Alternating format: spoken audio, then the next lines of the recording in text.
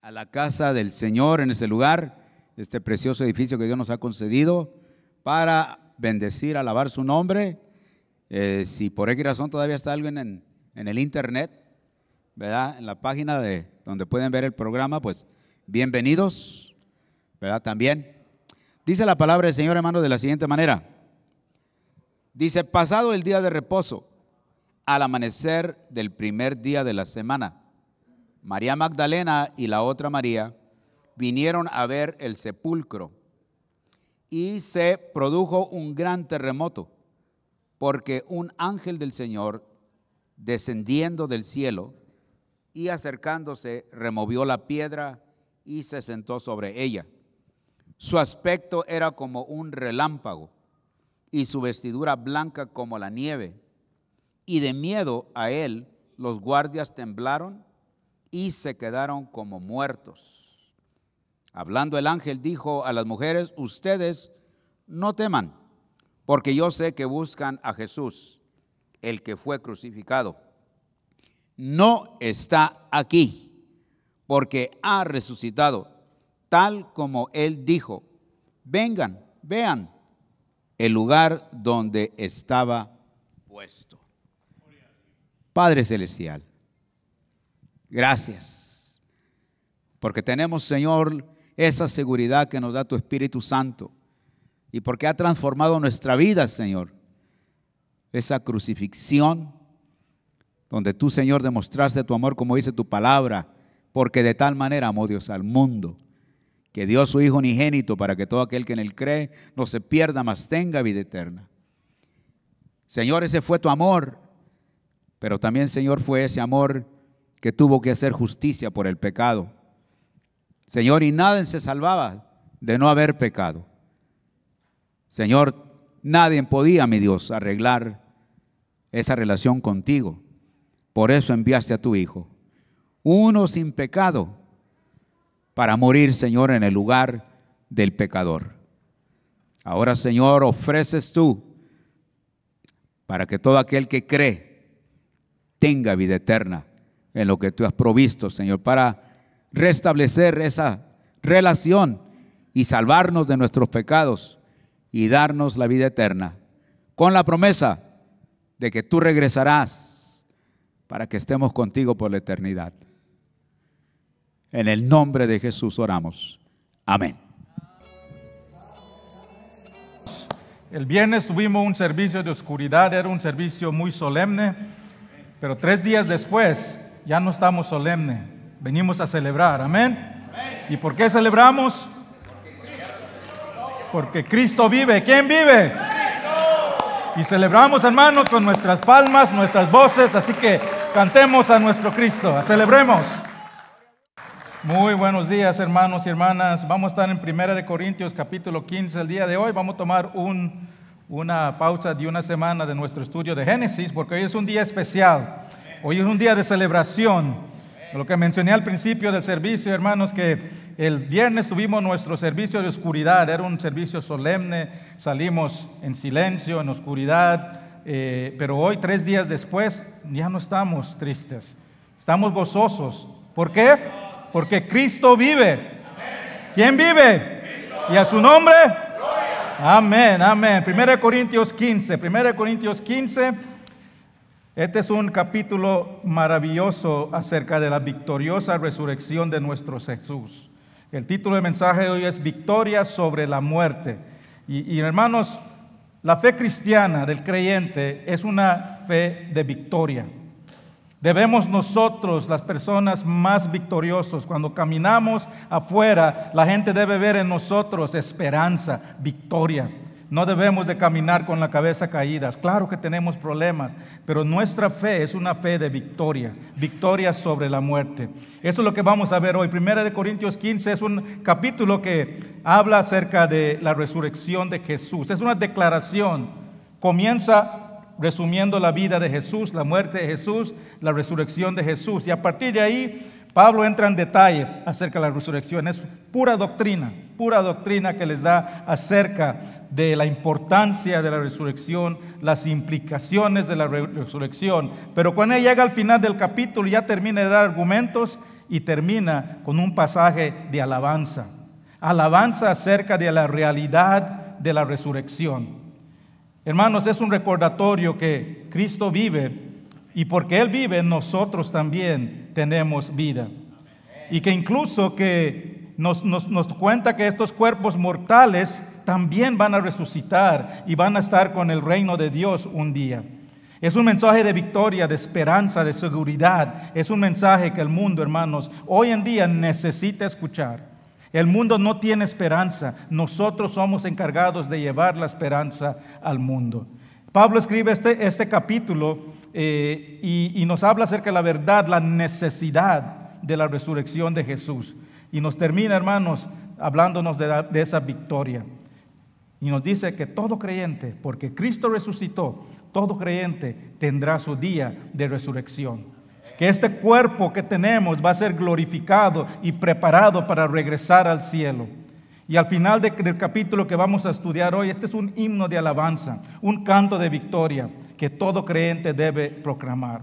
Victoria sobre la muerte, un canto de esperanza que tenemos a través de la resurrección de Jesús. Que porque Cristo vive, nosotros también vivimos. Hermanos, vamos a 1 Corintios 15, del 50 al 58. Vamos a ponernos de pie para leer la palabra de Dios, en reverencia a la palabra de Dios. 1 Corintios 15, del 50 hasta el final, dice la palabra de Dios. Pero esto digo, hermanos, que la carne y la sangre no pueden heredar el reino de Dios, ni la corrupción heredará incorrupción. He aquí, os digo un misterio. No todos dormiremos, pero todos seremos transformados. En un momento, en el abrir y cerrar del ojo, a la final trompeta, porque se tocará la trompeta y los muertos serán resucitados, incorruptible, y nosotros seremos transformados, porque es necesario que esto corruptible se vista de incorrupción y esto mortal se vista de inmortalidad. Y cuando esto corruptible se haga vestido de incorrupción y esto mortal sea vestido de inmortalidad, entonces se cumplirá la palabra que está escrita: sorbida es la muerte en victoria. ¿Dónde está, oh muerte, tu aguijón? ¿Dónde, oh sepulcro, tu victoria? Ya que el aguijón de la muerte es el pecado y el poder del pecado la ley. Mas gracias sean dadas a Dios, que nos da victoria por medio de nuestro Señor Jesucristo. Así que, hermanos míos, amados, estad firmes y constantes, creciendo en la obra del Señor, siempre sabiendo que vuestro trabajo en el Señor no es en vano. Padre Celestial, gracias te damos, Padre, por esta palabra, este mensaje de victoria, este himno de alabanza, esta palabra tuya que nos da esperanza, que nos dice que hay más de esta vida que lo que podemos ver en este mundo. Y esa victoria que vamos a tener, la muerte de la muerte, a través de nuestro Señor Jesucristo. Gracias te damos, Padre, en el nombre de Cristo Jesús. Amén. Pueden tomar asiento, hermanos. Estos son los 3 puntos que vamos a ver hoy, hermanos. El final es el resultado de la resurrección. Ya dio todos los argumentos de la resurrección. Pablo ahora nos está dando el resultado que tenemos. Y dice 3 puntos que vamos a ver hoy. Primero vamos a ver la transformación, porque Jesús resucitó, nosotros también resucitaremos. Después vemos el triunfo de Jesús sobre la muerte, también nosotros lo compartimos. Y después la tarea. No nos salvó Jesús para estar aquí sentados haciendo nada, sino nos dejó con tarea en este mundo. Vamos a comenzar, la transformación. En los versículos antes de llegar al final de esto, solo para resumir, Jesús está explicando la diferencia, Pablo está explicando la diferencia entre un cuerpo corruptible, mortal, a un cuerpo incorruptible y un cuerpo que no se puede contaminar. Nos dice que el cuerpo mortal se siembra en corrupción, pero va a resucitar en incorrupción. Nos dice que lo mortal se siembra en deshonra, pero resucitará en gloria. Que el cuerpo mortal se siembra en debilidad y resucitará en poder. Que el cuerpo mortal se siembra en carne natural, pero va a resucitar en lo espiritual. Y ahora llegamos al versículo 50, Y nos dice por qué es necesario esta transformación, este cambio de cuerpo. Dice el versículo 50, porque esto digo, hermanos, que la carne y sangre no pueden heredar el reino de Dios, ni la corrupción hereda la incorrupción. Cuando Pablo habla aquí de carne y sangre, está hablando del cuerpo físico, lo físico de nosotros. Dice, lo físico no puede heredar el reino de Dios. ¿Por qué no puede heredar el reino de Dios? Porque este cuerpo físico está contaminado, está corrupto. Este cuerpo que tenemos, nuestros cuerpos físicos, no están aptos para entrar al cielo. Estos cuerpos físicos tienen que ser transformados para prepararnos para entrar al reino de Dios. Porque el reino de Dios, hermanos, no es un reino físico, es un reino espiritual. Es la morada de Dios. Y en esa morada de Dios, esa presencia de Dios, es santo, santo, como cantamos. Y la santidad de Dios no puede ver nada corrupto, no puede nada, ninguna contaminación. El pecado no puede habitar en donde está Dios. Y nacimos en cuerpos maldecidos, en pecado. Así que tiene que ser transformado para prepararnos para irnos. Libre de contaminación, libre de la consecuencia del pecado. Y porque el cuerpo físico está contaminado, porque el cuerpo físico está corrompido por el pecado, necesita una transformación radical. Una transformación da un nuevo cuerpo incorruptible para entrar al cielo. Y ahí nos dice el versículo 51, he aquí os digo un misterio, no todos dormiremos, pero todos seremos transformados. Ese es un buen versículo para darles a familias que reciben un nuevo bebé en la familia. Cuando llega el bebé en la casa, díganle, no todos dormiremos, pero todos seremos transformados.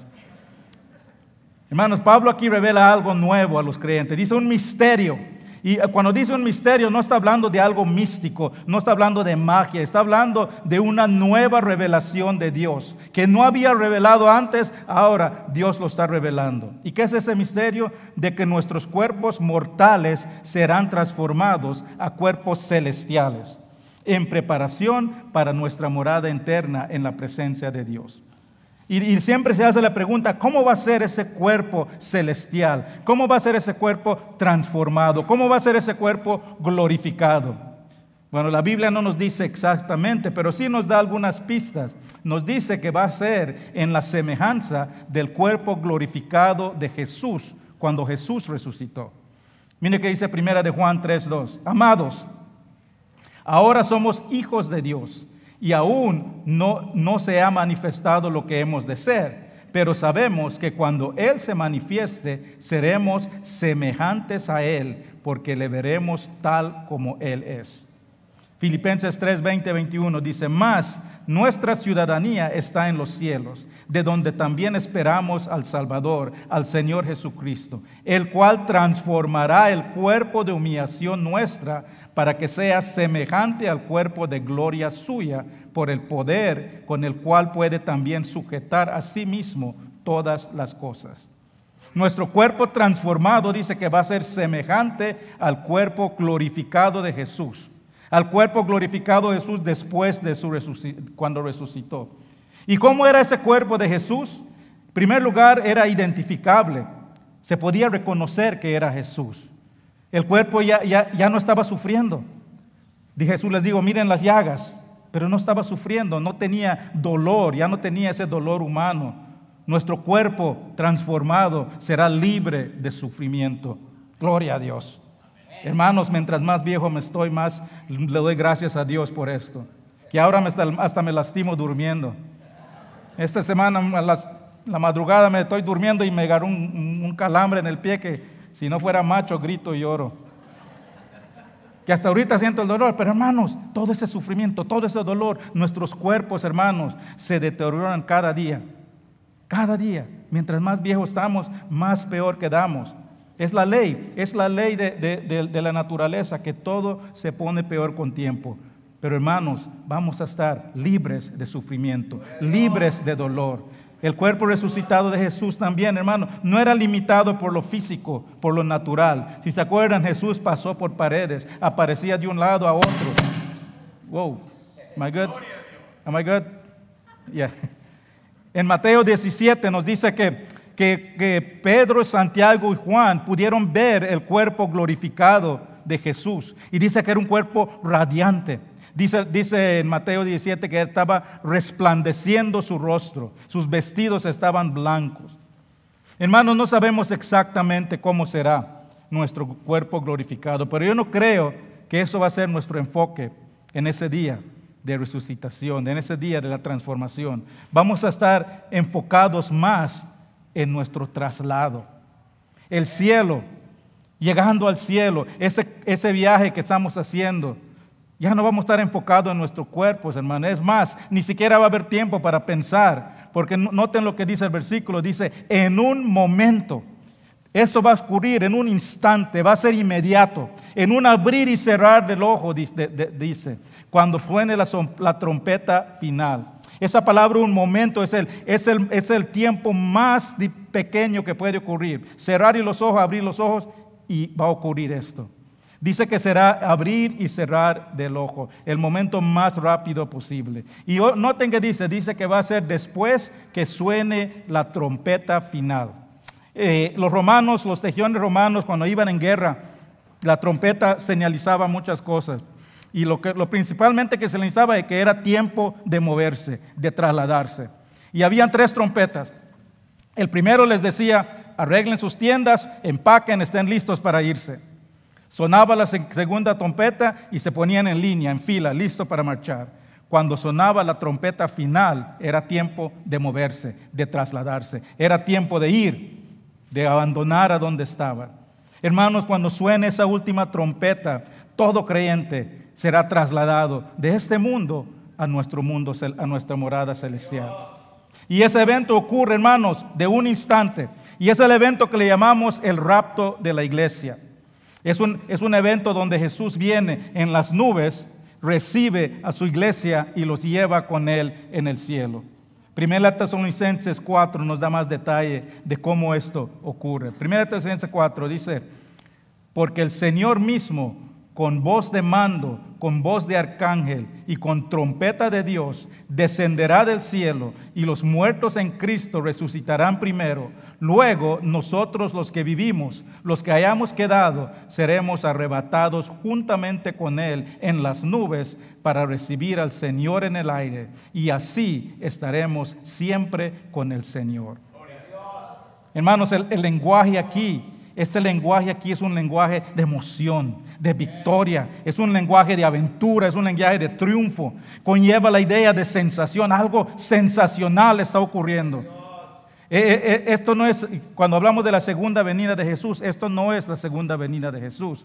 Jesús solo viene en las nubes, no pisa la tierra, viene en las nubes y lleva a su iglesia. Después regresa a juzgar. Esta es una venida de Jesús simplemente para traer a su iglesia y llevarlo con él en el cielo, porque eso empieza el inicio de la gran tribulación, el sufrimiento en el mundo. Pero nosotros no estaremos aquí para eso. Nosotros estaremos en el cielo y cuando regrese Jesús, dice la palabra, que regresaremos nosotros con los ejércitos de Cristo en caballos blancos. Todo eso lo pueden ver en el libro de Apocalipsis, hermanos. Pero este versículo aquí dice que van a resucitar los muertos y los vivos. Va a haber mucha actividad en los cementerios, hermanos. Los muertos primero, dice, ¿se imaginan, hermanos, todos esos creyentes resucitando de las tumbas, celebrando? Todos esos creyentes pasados que fueron entregados siglos, que ya son tierra nada más, Jesús con su poder los va a reunir otra vez y saldrán transformados en cuerpos glorificados. Es el día del rapto, será un tiempo de regocijo para todo que ha puesto su fe en Cristo. Porque no solo será un tiempo de resurrección, será un tiempo de reencuentro. Noten que después de los muertos, los vivos también suben, son transformados. Y dice que todos los cuerpos arrebatados juntamente y seremos recibidos juntamente por Cristo. Será un tiempo de reencuentro con hermanos y hermanas en Cristo que han fallecido. Los extrañamos ahora porque no los podemos ver, no los podemos abrazar, no podemos hablar con ellos. Pero el día del rapto nos veremos juntamente, reunidos nuevamente, todos los hermanos en Cristo. Pero no solo eso, hermano, pero también vamos a estar reunidos con nuestro Señor Jesús. Dice que Él nos va a recibir en el aire, estaremos con Él por siempre. Será emocionante volver a ver nuestros queridos hermanos, pero la emoción más grande es que estaremos con nuestro Jesús. Estaremos con Él, el que nos amó, el que dio su propia vida, el que murió por nosotros. Estaremos con nuestro Salvador y Redentor. Pero para estar en la presencia de Dios, tenemos que primeramente ser transformados. Necesitamos un cuerpo libre de corrupción, libre de contaminación. Tenemos que morir a nuestro cuerpo terrenal para que podamos resucitar en un cuerpo glorificado. Para el creyente, hermanos, la muerte es la puerta de esperanza a la vida eterna con Dios. La muerte libera al espíritu de la prisión de este cuerpo físico maldecido por el pecado, y nuestro espíritu es glorificado con un cuerpo glorificado y nos vamos con nuestro Señor en el cielo.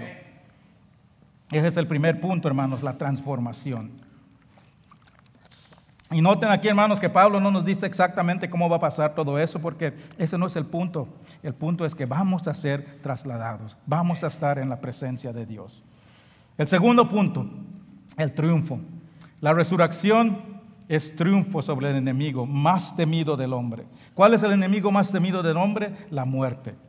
La muerte es el enemigo de todos. Es un enemigo que enfrentamos cada día. Toda persona, hermanos, empieza a morir el momento que nace.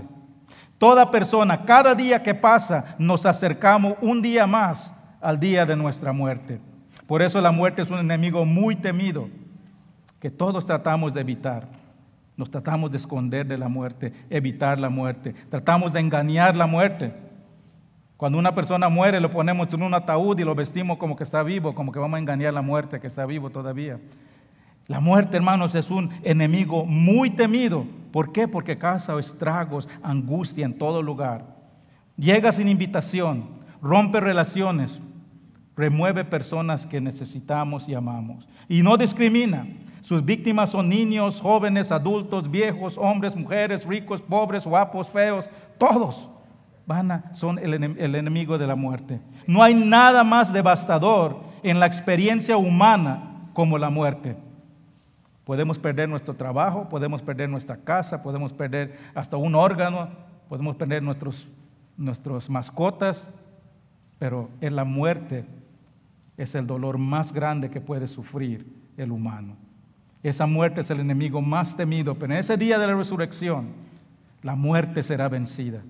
La muerte será totalmente destruida. Mira qué dice el versículo 54. Y cuando esto corruptible se haya vestido de incorrupción y esto mortal se haya vestido de inmortalidad, entonces se cumplirá la palabra que está escrita: sorbida es la muerte en victoria. Ahí está citando Isaías 25, que dice, Isaías 25:8, destruirá la muerte para siempre y enjugará Jehová el Señor toda lágrima de todos los rostros. La muerte será sorbida, dice, tragada, desaparecida. La muerte ya dejará de poder hacer daños. Será debilitado, será herido. No solo será herido, sino que será totalmente destruido para siempre. Lo que había parecido una victoria, hermanos, cuando Jesús muere y lo meten en la tumba, cuando su cuerpo sin vida es sepultado, lo que parecía una derrota se convierte en victoria 3 días después. Se reversa la muerte, y cuando Jesús resucita, vence la muerte. Y nosotros, hermanos, vamos a tener esa misma victoria que Jesús nos da. A través de Jesús dice, resucitados, sepultados con Cristo, resucitados juntamente con Él. Dice el versículo 55, ¿dónde está, oh muerte, tu aguijón? ¿Dónde, oh sepulcro, tu victoria? Hermanos, ese es un grito de victoria sobre la muerte. El veneno de la muerte ya no puede causar más daño. Es conquistado por siempre. Ya no puede mandar a nadie al sepulcro. Y nos dice en el versículo 56, nos dice Pablo, ¿qué es este aguijón? Dice, ya que el aguijón de la muerte es el pecado y el poder del pecado la ley. Aquí vemos, hermanos, que lo que mata al hombre no es la muerte. La muerte no tiene poder para matar. Lo que causa la muerte es el pecado. Es el pecado que nos causa que podamos morir. Es el pecado que nos contamina. El pecado es lo que mata. Dice la palabra de Dios que la paga del pecado es la muerte. Más específico, el pecado de todo aquel que no ha confesado a Cristo como su Salvador, que no ha sido perdonado. Todas esas personas, todos nacimos, dice la palabra, muertos en nuestros pecados. Toda persona que nació en este mundo, después de Adán y Eva, nace muertos en sus pecados, pecadores. Y seguimos pecando cada día. Pero todo el que pone su fe en Cristo recibe esa victoria de Cristo en la cruz. Es partícipe de esa victoria. Recibe la justificación de Dios a través de la obra de Jesús. Y vencimos a la muerte. Pero hermanos, el que no ha puesto su fe en Cristo Jesús, el que no ha confesado a Jesús como su Salvador, el que no lo ha declarado dueño de su vida, aún sigue muerto en sus pecados. Aún sigue en camino a la destrucción eterna. Pero el momento que tú pusiste tu fe en la muerte y resurrección de Dios, la muerte ya no tiene poder sobre ti, porque has sido perdonado. Todos tus pecados, pasados, presentes y futuros. En ese instante, la muerte es desarmada en tu vida. La ira de Dios ya se satisfació con la obra de Jesús en la cruz. La fe en la muerte y la resurrección de Jesús libra al pecador del pecado. Hermanos, para el creyente, la muerte física es victoria. Primera Filipenses 21 dice, Pablo está diciendo, porque para mí el vivir es Cristo y el morir es ¿qué? Ganancia. ¿Por qué es ganancia? Porque el momento que respires, tu última respiración aquí en el mundo, estás en la presencia de Dios, dice la palabra de Dios. Ahora, no debemos desear morir. La muerte, hermanos, causa angustia. Especialmente la manera que vamos a morir. Especialmente si tienes hijos. Especialmente si tienes hijos que no conocen a Cristo todavía. Causa mucha angustia la muerte, pero el momento de la muerte, hermanos, estás con Cristo. Es victoria. El momento que un creyente toma su última respiración, comienza su vida eterna en la presencia y en la gloria de Dios. Todo el que pone su fe en Jesús ya no es susceptible al aguijón de la muerte. Tiene la victoria sobre la tumba y dice la palabra que ya no hay condenación. Romanos 8, 1 y 2 dice, ahora pues, ninguna condenación hay para los que están en Cristo. Ninguna condenación. Ya no hay condenación. Hermano, no puede. Si tú sinceramente pusiste tu fe en Cristo, en tu corazón lo declaraste Señor, Salvador, nadie te lo puede quitar. Ya no hay condenación. No puedes perder esa salvación. Claro que vamos a pecar, no somos perfectos, pero Dios ya pagó ese pecado por ese pecado. Y lo que requiere, dice la palabra de Dios, que si confesamos nuestra fe, Él es justo y fiel para perdonarnos. La salvación no se puede perder. Si tú crees que puedes perder tu salvación, si tú crees que puedes hacer algo que cause que Dios diga, este ya no es mi hijo, lo que significa que la muerte de Jesús en la cruz y su resurrección no fue suficiente. Pero Jesús dijo en la cruz, consumado es, se terminó, ya no hay más sacrificio, ya no hay más necesidad, esa cruz está vacía, esa tumba quedó vacía, ya no hay que hacer más sacrificios. Ahora pues, ninguna condenación hay para los que están en Cristo, los que no andan conforme a la carne, sino conforme al Espíritu. Si tú aceptaste a Cristo como tu Salvador, tienes el Espíritu Santo en ti. En ese instante, en ese momento lo recibiste. Esa morada permanente lo tienes. Y si no estás caminando en el Espíritu, no es porque no lo tienes, es porque estás escogiendo caminar por tus propios deseos y no la dirección del Espíritu Santo. Porque la ley del Espíritu de la vida de Cristo me ha librado de la ley del pecado de la muerte. ¿Qué es la muerte? La ley es la ley del pecado. La muerte de Jesús nos libra de esa ley del pecado. Hermanos, la resurrección de Jesús es victoria. ¿Y qué se debe hacer nuestra reacción con esa verdad? ¿Qué es la razón que cantamos alabanzas a Dios? ¿Qué es nuestra respuesta natural al ser sido rescatado, librado de las cadenas del pecado? Versículo 57. Muchas gracias sean dadas a Dios, que nos da la victoria por medio de nuestro Señor Jesucristo. Noten, hermanos, que la victoria, dice, es por medio de nuestro Señor Jesucristo, no es nuestras obras. No es tus buenas obras, no es tus esfuerzos, no es porque lo mereces. Nadie puede llegar ante Dios y dice, este es todo lo que yo hice, merezco que me aceptes. No, hermanos. Dice la palabra que nuestras obras son como trapos de inmundicia. Todos pecamos y estamos destituidos de la gloria de Dios. Solo es por la muerte de Jesús, solo es por lo que Él hizo. Nadie puede ganarse el cielo por sus propios esfuerzos. Jesús es el único que nació sin pecado, vivió sin pecado y murió en la cruz, libre de la contaminación de pecado, lo que significa que Él fue el único sacrificio limpio y digno para pagar nuestros pecados ante Dios. Es la única razón que podemos ser justificados, porque cuando nos paramos ante Dios, nos mira y dice, este es pecador, merece la muerte, y Jesús dice, es hijo mío. Y Dios dice, lo acepto, porque tú resucitaste, ya venciste la muerte. Hermano, el momento que tú pones tu fe en Cristo, nacimos aquí separados de Dios. El momento que pones tu fe en Cristo, posicionalmente cambias de posición y ganas el favor de Dios. Y eso nadie te lo puede quitar. Dice la palabra de Dios que dice Jesús, el que me los da en mi mano, nadie me los puede arrebatar. Jesús es el único sacrificio digno. El único que puede apaciguar la ira de Dios. Es el único que resucitó entre los muertos. Es el único que derrotó al enemigo más temido del hombre. En la cruz, Él tomó sobre nosotros mismos, sobre Él mismo, el aguijón de la muerte que nosotros nos merecemos. Jesús es el único que nos puede librar del aguijón de la muerte. Y eso nos lleva al último punto. Ya vimos la transformación, ya vimos el triunfo, ahora vemos la tarea. El 1 Corintios 15 tiene 58 versículos. Los primeros 57 están cargados de doctrina. Defensa de la resurrección. Es una defensa que puedes leer. ¿Quieres saber todo lo que quieres saber de la resurrección? Lee 1 Corintios del 1 al 57. Ahí te va a decir todo lo que necesitas saber de la resurrección. Pero llegas al último versículo. Y aquí nos hace claro Dios, la doctrina, tenemos que aprender la doctrina, pero también tenemos que aplicar la doctrina.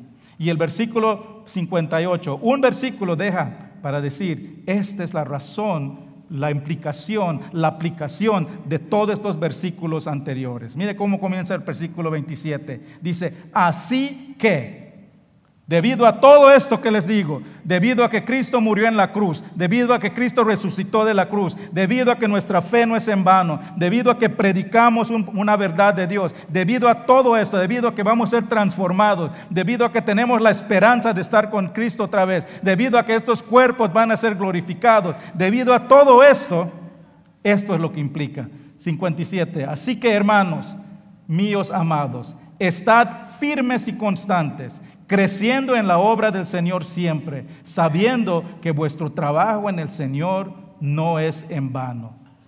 Hermanos, este es un versículo maravilloso de exhortación y desafíos al mismo tiempo. Nos exhorta y nos desafía. Y nos exhorta que no permitamos que tengamos miedo, no tengamos miedo de vivir, no tengamos duda, no nos desanimemos. Y al mismo tiempo nos desafía y nos da 3 desafíos. Nos da 3 desafíos aquí Pablo. Dios espera que demostremos esa esperanza que tenemos haciendo 3 cosas. Siendo firmes, fructíferos y fieles. Número 1, firmes. Dice, estar firmes y constantes. Firmes y constantes. Este es un llamado para tomar una posición inmovible para Cristo. La firme significa mantenerte firme, no te muevas, no dejes que nada te mueva. La palabra, hermanos, es una palabra militar que se usaba cuando estás avanzando, ganas terreno del enemigo y te paras firme y no permitas que el enemigo te vuelva a tomar ese terreno donde ya tomaste. ¿Y qué significa para nosotros eso? Nos paramos firme. ¿En qué nos paramos firme nosotros? En la verdad de Dios. Es una exhortación para pararnos firmes en nuestras convicciones de la palabra de Dios. De no vacilar con la doctrina genuina. De resistir los ataques constantes del príncipe de las mentiras. Efesios 4:14 dice, ya no seamos niños fluctuantes, llevados por doquiera de todo viento de doctrina, por estratagema de hombres que para engañar emplean con astucia las artimañas del error. ¿Qué son esos artimañas del error? Las ideologías del mundo, los argumentos del mundo, todos esos principios que se enseña al mundo, que acepta al mundo, que celebra al mundo, que van en contra de la verdad de Dios. ¿Y qué dice Pablo aquí? Párense firmes, manténgase firmes, inquebrantables en la realidad de la verdad de Dios, en la promesa de su resurrección, de defender la verdad de Jesús. Debemos vivir nuestras vidas para Jesús, negándonos mover a pesar de que el mundo se está moviendo. Dejarnos, no permita que el mundo nos cambie a pesar de que el mundo está cambiando. ¿Qué dice el mundo? Esta palabra ya tiene 2000 años, ya no aplica para hoy, hay que cambiarlo. Hermanos, Dios no cambia. Dios es el mismo ayer, hoy y siempre. Y su palabra nunca cambia. El tiempo cambia, la sociedad cambia, la cultura cambia. Pero Dios nunca cambia. Su palabra es la misma. Debemos vivir una vida que proclama la verdad de Dios, que proclama su propósito, de esperanza, sin vacilar. Y hermanos, eso solo es posible cuando hacemos la palabra de Dios, como dice el Salmo, lámpara para nuestros pies. La palabra de Dios nos fortalece diariamente para seguir firmes en el Señor. Ilumina nuestro camino y nos guía en el campo de batalla. Hermanos, hay muchas cosas que hacemos en la iglesia. Y está bien, hay muchos ministerios y todo lo debemos que hacer. Pero lo más importante es estudiar la palabra de Dios, entender la verdad de Dios y aplicarlo a nuestras vidas. Y si hacemos esto, Dios se encarga de lo demás. Haz la Biblia el fundamento de tu vida. Por eso damos tantas oportunidades para estudios bíblicos, para que puedan preguntar, aclarar dudas. Llena su mente, llena tu corazón con la verdad de Dios cada día. Cultiva una amistad profunda con Dios. Toda persona, hermano, todo creyente debe de tener un tiempo personal con Dios. En la Biblia lo vemos. Hay tiempo personal con Dios y hay tiempo en conjunto. Ambos son necesarios para fortalecer nuestros días. Si el único tiempo que estás en la palabra de Dios es los domingos de las 12 hasta la 1:30, no es suficiente. No es suficiente. Es como que estás comiendo una vez a la semana. Necesitamos la comida espiritual cada día. Tenemos un grupo de varones. Si no estás en el grupo de varones, las damas lo hacen también. Todas las mañanas, a las 4 de la mañana, el hermano manda los versículos del día. Eso es comenzar con la palabra de Dios. Permite que fortalezca tu vida, que te dé el ánimo para seguir adelante. Jesús lo hacía. En todos los evangelios vemos que dice Jesús se apartaba a orar, a hablar con el Señor. Cultiva tu amistad con Dios. Ora a Él cada día. Fortalece tu vida. Alábale a Dios. Alaba a Dios. Pasa tiempo con Él en su palabra. El segundo desafío que nos da, la segunda aplicación práctica que mantenemos, dice fructíferos, dice creciendo en la obra del Señor siempre. Hermanos, ¿se ha preguntado por qué si Dios nos salvó y nos dice tu ciudadanía ya no es de este mundo, es para el cielo? Si te dice yo te salvé para que vivas conmigo, ¿por qué no nos salvó y nos llevó? ¿Por qué no nos salvó y nos libró de este cuerpo corruptible y de un solo nos llevó para arriba? ¿Por qué? Porque, hermanos, Dios tiene una obra para nosotros. ¿Por qué tenemos que lidiar aquí con el mundo, con las adversidades, con las tribulaciones? ¿Por qué no nos dio un cuerpo glorificado y nos llevó? Porque Dios tiene un propósito para cada uno de nosotros en este mundo. Si tú estás vivo, si tú estás respirando y tú eres un creyente, Dios tiene un propósito para tu vida. Un propósito que dice la palabra que creó de antemano. Mira que dice Efesios 2:10. Porque somos hechuras suyas, creado en Cristo Jesús. Ahora, hermanos, cuando dice creado en Cristo Jesús, está hablando aquí a los creyentes. Está hablando de tu nueva vida en Cristo cuando recibiste el Espíritu Santo y te equipó. ¿Para qué? Dice, creado en Cristo Jesús para buenas obras, los cuales preparó de antemano. ¿Para qué? Para que anduvieses en ellas. para que anduviésemos en ella. Si tú estás vivo, hermanos, es porque tu obra en este mundo no se ha cumplido. Si tú estás aquí, es porque Dios todavía tiene un propósito para tu vida. Y mientras tú estés en este mundo, Dios espera que estés en su obra. Y nos dice el versículo, hermanos, que debemos estar creciendo en la obra. Otras traducciones dicen que debemos de abundar en la obra. ¿Qué significa eso? Que debe ser nuestra mayor prioridad, nuestra máxima esfuerzo, nuestra máxima entrega. Crecer cada día, siempre dice. Hermanos, en la obra de Dios no hay plan de retiro. En la obra de Dios no hay un momento que dices, ya terminé, ya me voy a sentar. Aún cuando no puedas caminar. Me acuerdo una vez cuando prediqué de esto, vino un hermano y me dijo, pastor, yo ya no puedo caminar, ya estoy viejo, ¿qué puedo hacer? La oración. Ora por los otros que están ahí. Ese hermano pasó toda su vida sirviendo a Dios, ahora le toca orar por los otros que están sirviendo. Todos pueden hacer algo. En el plan de Dios, en la obra de Dios, no hay un plan de retiro. Ya yo tengo ya más de 30 años trabajando y casi todos esos años he estado viajando en mi trabajo. Y hermanos, los años no pasan en vano. Ya cuando estoy a esta edad, los viajes ya quedan más difíciles para recuperar. Y ya estoy esperando con ansias mi retiro. Pero no estoy esperando mi retiro, hermanos, para irme a una playa y estar en una hamaca todo el día, sino para que dedicarme a 100% en la obra de Dios. Y mi deseo, hermanos, que hasta mi último día, mi última respiración, yo pueda estar en este mundo obrando para Dios, porque su palabra dice, creciendo, abundando cada día. Hermano, yo puedo llegar un día cansado, agotado de todo lo que estoy haciendo, pero vengo a la iglesia y salgo refrescado.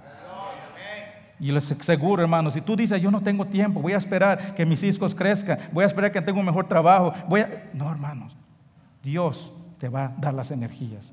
Dice la palabra que no se cansarán, volarán sobre las alas de las águilas. Hermanos, si tú estás aquí, Dios tiene una obra para ti. Y Dios espera que tú sigas creciendo en esa obra. La iglesia no es un deporte que vamos a ver en un estadio que todos están viendo mientras los demás están jugando ahí.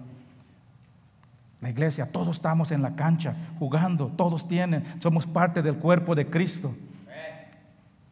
Dios no nos da la opción. Él te salvó porque Él tiene una obra preparada para ti. Todos los ministerios, hermanos, necesitan ayuda. Si no estás seguro dónde Dios quiere que estés, prueba. Ahí detrás de las sillas hay unos que dicen servir. Ponga tu información, te va a comunicar un líder de un ministerio y vaya, prueba uno. Tal vez los niños no son para ti, pero tal vez puedes ayudar aquí. Cuando estamos cambiando de servicio, se necesita ayuda aquí para mover cosas. El Isaac que está aquí corriendo él solo haciendo eso. Hay cosas para hacer, hermanos. Hay cosas para hacer, es la obra de Dios. Él tiene una obra para ti. Me acuerdo siempre un pastor que ayudábamos en Tijuana, decía cuando llegaban personas nuevas en su iglesia, si llegaban una segunda vez, les encontraba y les daba la escoba, les decía, toma, esto es mientras descubres tu ministerio, le decía. Todos tenemos una obra que hacer para Dios.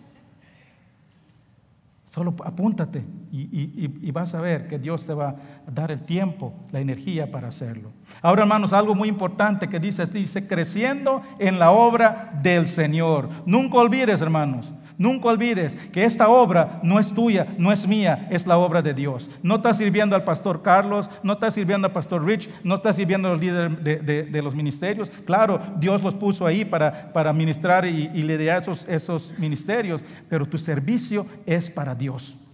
Tu servicio es para Dios, nada más y nadie más. Nosotros solamente somos instrumentos de Dios.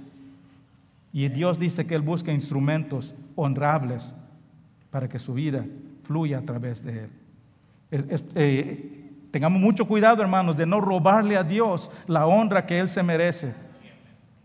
Hace unas semanas vino una persona muy temprano, no había comenzado a servir en español, me llamaron, alguien viene, quiere saber qué es los servicios, me lo traje, le estoy mostrando, y dice, sí, dice, yo soy creyente, acabo de llegar, dice, y saliendo del bus este fin de semana, salvé a una persona drogadicto, y le digo, hermano, lo siento, pero no salvaste a nadie, Dios salvó, Dios te usó para salvar, Dios usa a los instrumentos honrables, dice. Dale toda la gloria a Dios. No le quites la honra que se merece. Todo lo que hacemos, dice la palabra, hazlo para la gloria y la honra de Dios. Y porque la obra es de Dios, nosotros solo tenemos que ser fieles y Él se va a encargar de lo demás. No te desanimes si las cosas no van como quieras.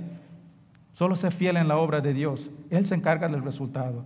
Entonces nosotros podemos ver aquí, tal vez, hay muchas veces, hermanos, te preparas para un ministerio y solo llega una persona o 2 personas y te desanimas. No, hermanos, Dios obra a través de eso. No midamos nuestro éxito por lo que puedes ver. Ya, yo no voy a servir porque solo llegaron 2 personas. Dios usa tu servicio de maneras que tú ni te das cuenta. Esa sonrisa que le das a una persona que llega a la iglesia cargada, agobiada, le puede iluminar su día. Ese café que sirves puede ayudar a alguien a mantenerse despierto durante el sermón.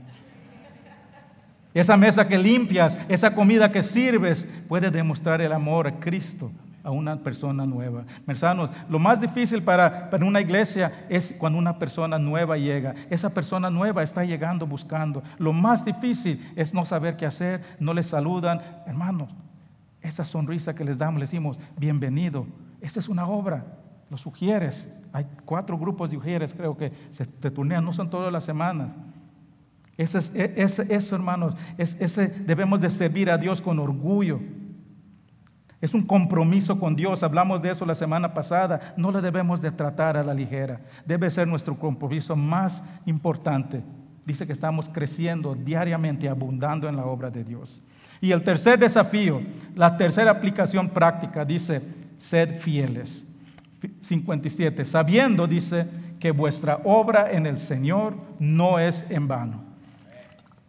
Una vida, hermanos, vivida para Jesús, una vida que se vive para Dios, vale la pena. No es en vano, no es en vano. Al final tu fe por Cristo será vindicado. Al final tu fe por Cristo será validada. En ese día de resurrección, en ese día de reunión, de recompensa. Muchas veces servimos ministerios que nadie lo ve, nadie te da las gracias, no te sientes agradecido. Pero hermanos, recuerda que tu obra va a tener recompensa. Tal vez no recibes recompensa de las personas, pero lo vas a recibir de Dios. Va a llegar el día donde Dios va a repartir recompensas. Y si obramos y honramos para Él, vamos a recibir recompensas de Dios. Yo no sé de ustedes, hermanos, pero yo prefiero la recompensa que Dios me va a dar que cualquier elogio humano que pueda recibir aquí.